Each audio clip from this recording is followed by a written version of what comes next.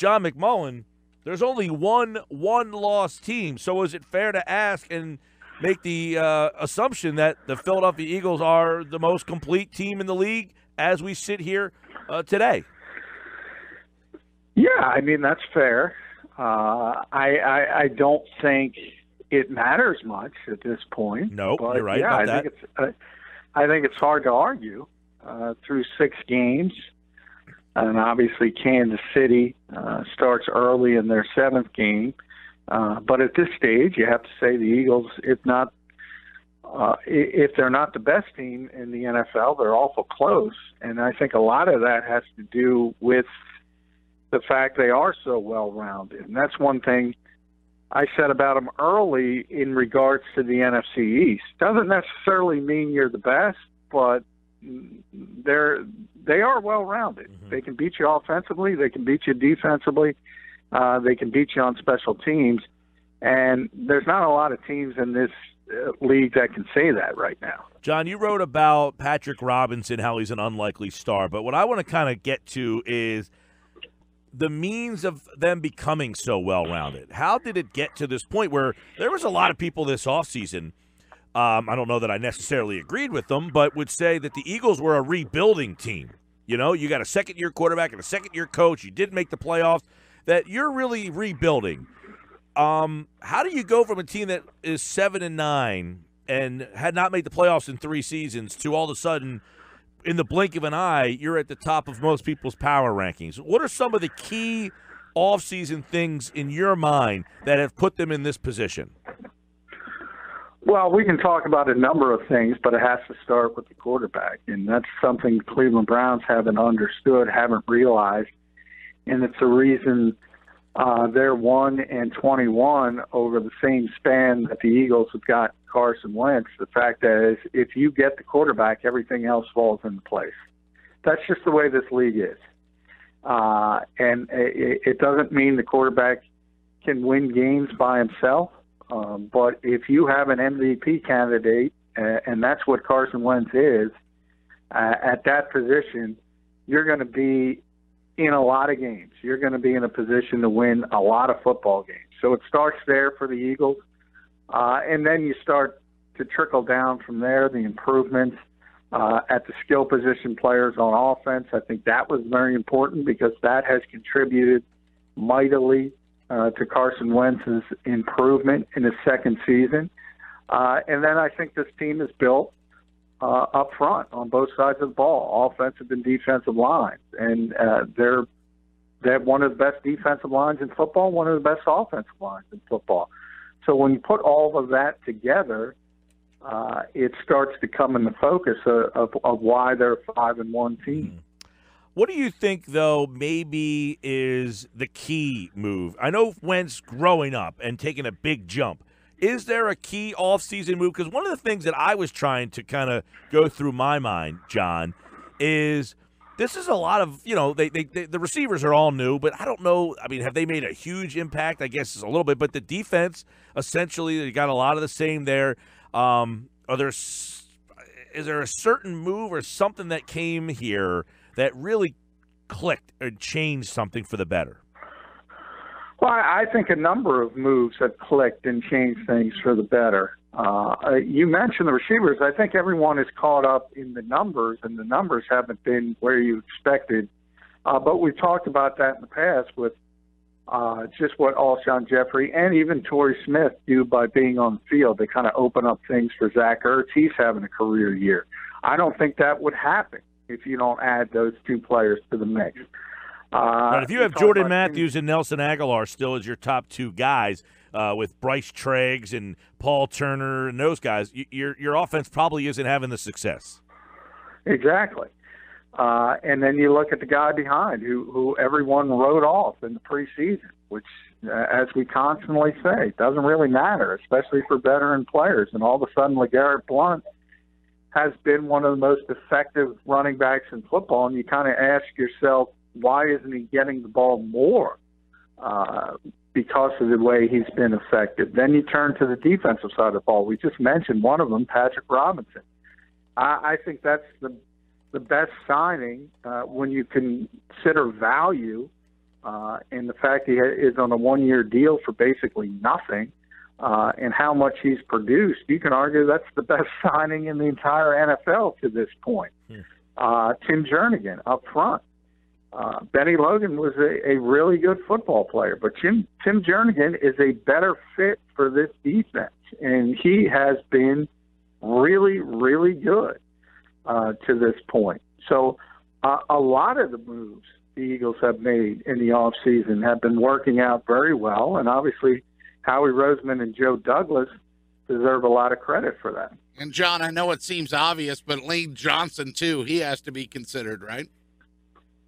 Yeah, I mean, we talked about the numbers ad nauseum about the Eagles' record when he's out there versus when he's not. They were able to finally win one without him, as he was out with the concussion in Carolina. But you don't want that happening for 10 games. You don't want him out there. You can maybe persevere for a week. But it's been proven that if he's not out there, the Eagles are going to struggle. I don't think Vaitai has progressed to the point where he could fill in over an extended period of time with at least some similar type success. Lane Johnson is a tremendous right tackle, arguably the best in football, and that's a big contribution to what I mentioned before is one of the best offensive lines in the NFL. And how about the success of Jason Peters? He almost looks reborn. Pro Football Focus has him as the top overall tackle in football. Yeah, I think the fact that at his age he's been able to perform at the level he's been able to perform at is pretty amazing. And we're constantly looking for the drop-off to come because it seems like history says it happens, certainly at every position, and it will ultimately happen to Jason Peters, but it hasn't happened yet. He's playing lights out. He's been dominant in both phases, and he's even cleared up, the one issue last year was all the false starts. He's even cleared up that. He's a Hall of Fame player. I mean, it's time to say that with Jason Peters. We always talk about him as a Pro Bowl level player.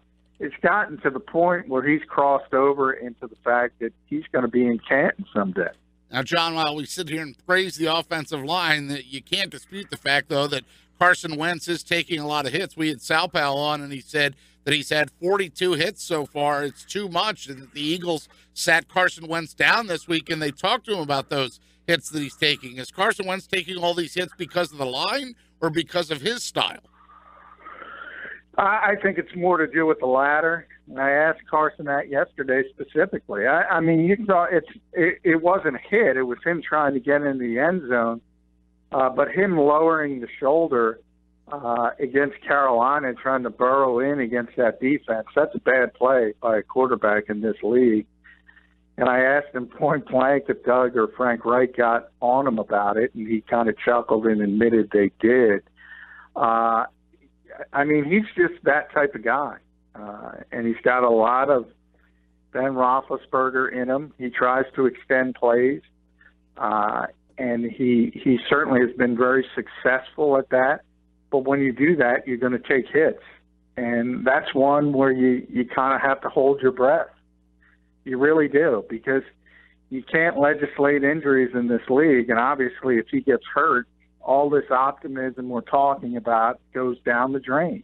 And I think Nick Foles is one of the better backups in this league. But your Super Bowl aspirations, your talk about getting a bye, all that goes out the window if Carson Wentz is not out there. And it's a tightrope. It really is difficult because you don't want to take away something that makes him so successful. And it's one of those things you hope he learns with experience, that sometimes it's better to throw the football away and live to play another down than try to make something out of every single play, which you just can't do in this league. And that's where you, John McMullen, with us, where you get to read between the lines sometimes, where when the sentence comes out where he says, we had some healthy discussions about it, you know basically what he's talking about there. Yeah, exactly. I yelled at, and he should have for that. And again, that's not sitting in the pocket and getting hit. But teams have decided, and they've blitzed Carson a lot, and that's how they decided at this stage. I think as the Eagles continue to have more success, that'll probably slow down a little bit, but we'll see. We'll see how it goes. I mean, the mentality with defensive coordinators in this league is generally, if you have a young quarterback, go get him, go get after him until they prove otherwise. And I don't think it's going to change anytime, at least soon, maybe deeper into the season. If the Eagles continue to have a ton of success, maybe people will start sort of formulating different plans. But right now, he's taking too many hits. And hey, you can imagine how bad it would be if they had a bad offensive line. Yeah, you said the reason that there's a lot of hits and they're blitzing him a lot. Is that the reason why they've been so successful on third down too? What are the components to why they've been so successful on third down? If they're sending everybody, that he's finding the hot read or the guy that's open in the hole where the guy left? Yeah, I mean, that's part of it. Frank Reich talked about that earlier this week, and he said he loves when people blitz because it gives you an opportunity to make big plays. And the Eagles have made their fair share. I mean, that's the nature of blitzing in this league. You're gambling. You might get home, you might create a big play, but you leave yourself very susceptible on the back end. The Eagles have been very successful to this point. They're the best team in football on third downs. And a lot of things come into play. The offensive line, Carson's ability to read things at the line of scrimmage, at times get them out of a good play into a bad play. The improvement that we mentioned with the receivers and even LeGarrette Blount's ability to run the football, giving you better third downs. And in other words, instead of 3rd and 8 or 3rd and 9, it's a lot easier to get a 3rd and 4 or 3rd and 5.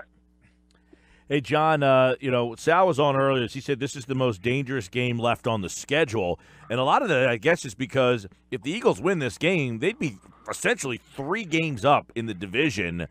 So I can understand where he's coming from on that aspect. But a lot of people, I guess, don't look at Washington when you talk about Super Bowl contenders or, deep playoff teams. I guess they don't look at Washington in that vein. But, realistically, in the entire league, there's not a lot of teams that you could put on that pedestal. There's just not a lot of great teams. There's a lot of just good, you know what I mean? So Washington is almost, the fact that they're in your division and you have a chance to really knock them down does make them kind of dangerous on Monday. Well, yeah, I mean, I'm one of those people that have always said the Redskins are better than you think they are. I mean, they're very talented. But while I say that, look, this week, I mean, they're really banged up, number one. So that's an issue for them. And you look down the schedule and you see the 2 games with Dallas. You have no idea where Dallas is going to be at that point. That's the one team to me that could still challenge the Eagles if they take off in this division. And we always talk about in the NFL, we mentioned it with the Giants going into Denver. Hey, you got San Francisco, which loses every game by 1 score, 3 points, 2 points. And if the Eagles win that game, if the Eagles beat the Redskins and you have San Francisco coming in, they're going to be looking past that team. That's human nature. So while I get what Sal was saying, every game is dangerous in the NFL, except the Cleveland Browns. By the way, Washington, Josh Norman, questionable. Rob Kelly, questionable. Jonathan Allen is out, and Allen, a big loss for them. Kelly's interesting because You almost wonder if that hurts or helps them in this particular game because it frees up Chris Thompson for more touches, and he's a guy that could really be a difference maker. The last couple of weeks he's played really well, and the Eagles, we thought McCaffrey might be a problem. Carolina didn't go to him all that much. We thought Andre Ellington might be an issue. Arizona didn't go to him all that much, but Chris Thompson could be this could be the week that running back out of the backfield gets you. Yeah, I think, people are trying to look at things where maybe Washington has the advantage and he's been able to do some things as a pass receiver. But I tend to look at it in the other direction. If you're worried about a running back in the flat or beating you that way, that's pretty good because that means you think you got a beat on the players that can really hurt you. And that's obviously receivers, tight ends. And when you're talking about a team, Terrell Pryor hasn't fit in well yet, but he's got tremendous athleticism. Jordan Reed, Josh Doxson, all these guys, they're big-time talent. Right. I'm not worried about a guy beating me in the flat. I hope they throw it to the guy in the flat. Well, and the Eagles linebackers have tackled. That's been a big key. Is this league is all underneath, and if your linebackers can tackle, you kind of negate that underneath stuff. Yeah, we talked about it. Nigel was tremendous against the Panthers, and Michael Kendricks was right there with him. And that's a little bit of concern. Michael showed up on the injury report today as limited, another hamstring issue, which at times have been chronic with him. And you have Jordan Hicks, who's already been limited with the ankle. So that's something to keep an eye on. But, yeah, it's specifically Bradham and Kendricks. They've tackled tremendously this year, and especially out in the flats when you have – things like that and screens or third down, sort of check downs. They've done a tremendous job with that. John, how about the Eagles' injuries? Darby being at the top of that list. You just kind of hinted at some. But today the injury report came out. He was limited. Hicks limited. Jernigan you talked a little bit about yesterday. But Darby would be at the top of that list. Is there any better indication on a Friday that we learn, if you practice? Because the Monday Nighter changes things a little bit. Yeah, the extra day helps, and I think that will certainly help somebody like Jordan Hicks. And as I said, we'll see with Michael Kendricks if this starts to get worse or better. The good news is Tim Jernigan went from limited to full today. But if you look at Doug on Wednesday, Thursday, I'm messed up by a day this week. Today's Friday. Yeah, he, when he was talking about Darby, he talked about he might play if all the stars were aligned. You can kind of read into that. They're not going to be aligned. I think he's going to be held out this week and be online to play the week after. And I think the Eagles are going to, as I said, err on the side of caution, mainly because a guy like Patrick Robinson has played so well, because they do have a 5-1 record, because Washington is banged up.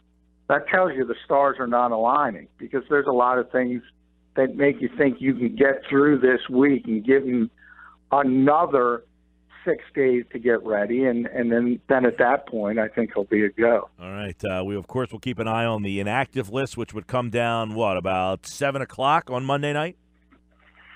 Yeah, about an hour and a half before the game, so that's when it'll come out. And I think, the good news, as I said, I think Jordan, it's trending towards playing. Tim Jernigan will be out there. Wendell Smallwood, very important.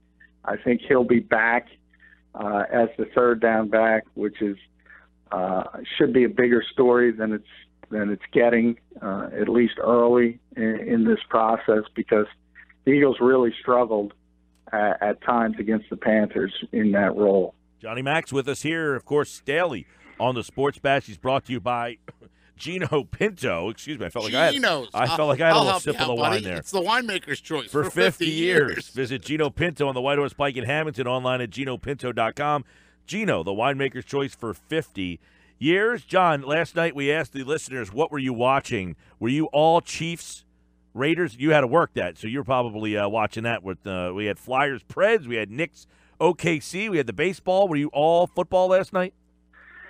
I was, mainly because I did have to write about that game, but it turned out to be an entertaining game, so it didn't make me feel as bad as some of those Thursday night games do. But that's two in a row with pretty good matchups. So, hey, maybe the tide's turning a little bit on Thursday football. I'd still rather be without it. If they give you two teams that are worthy of playing against each other on prime time, it's a different story. The problem is they insult your intelligence more times than not by giving you Cleveland and Jacksonville-esque type of games, and they try to say, go watch this because it's football. You give me Chiefs and Raiders, I'm interested. You give me Cleveland, Jacksonville, Buffalo, San Francisco, no. You're not insulting me with that. Yeah, I agree, and they have turned it around a little bit. I mean, that's one of the best rivalries in the NFL, so to put that on Thursday night, with a big step forward. Yeah, man. And I will say, one team, and we always say, and I get why you throw them in there, and they've been inconsistent, but that Jacksonville defense, they're not Jacksonville anymore. Well, I mean, in years past. A ton of talent. Well, this year there's not, besides Cleveland, I mean, even San Francisco plays hard, but when we do our Fine Five, Ugly Five, John, it's hard to find five just absolutely lousy teams. Yeah, I mean, everybody is even. It really is parity-driven. And you can, besides the Browns, but and even the Jets, who on paper looked awful, have been very, very competitive. So it tells you how evenly matched everybody is from week to week. And that's why I say, like I said with Sal, saying this is maybe the most dangerous game on paper, when you get to that week, there's always danger in this league, and the Giants prove that. It's proven every week. John McMullen, everybody. He'll be live on Monday, right here, of course, in his normal 4 o'clock. He'll be at the game, and we'll hear from him with his pick. Make sure for all Eagles this weekend, 97.3 ESPN.com, and at JF McMullen on Twitter. Don't forget his national column at FanRag Sports NFL. Thanks, pal. Enjoy the weekend. You too, guys. Thanks. All right, Johnny Mack here on the Sports